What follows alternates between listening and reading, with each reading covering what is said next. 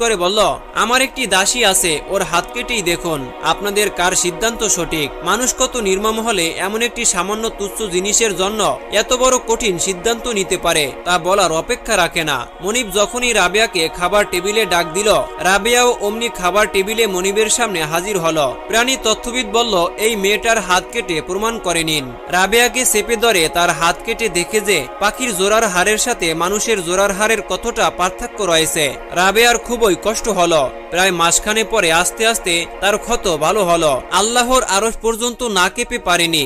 একথা গভীর রাতে যখন পৃথিবীর মানুষ এবং পশু পাখি, গাছপালা, তরুলতা, আকাশ জমিন সমস্ত কিছু ঘুমিয়ে পড়ল, তখনই রাবেয়া দু হাত তুলে আল্লাহর কাছে বললেন, হে পরম দয়ালু, হে পাক পরওয়ারদিগার আলম, আমি একটি অবলা নারী, আমি অসহায়, আমি এতিম, আমি বিপদগ্রস্ত, আমি দাসত্বের শিকলে আবদ্ধ।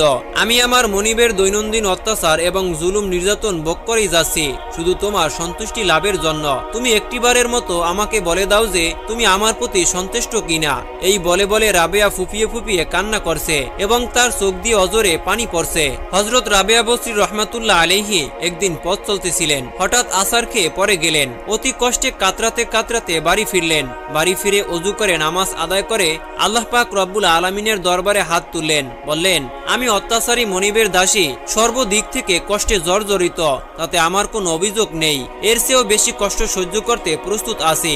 তবে একটি কথা জানতে চাই, হে আল্লাহ, তুমি আমার উপরে সন্তুষ্ট কিনা? হে আল্লাহ, আমার অবস্থা সম্পর্কে আমার চেয়েও তুমি বেশি জ্ঞাত। আমি তোমার প্রেমে কতটা পাগল, তোমার জন্য আমার অন্তর কতটা কাঁদে তা তুমি ভালো করেই জানো।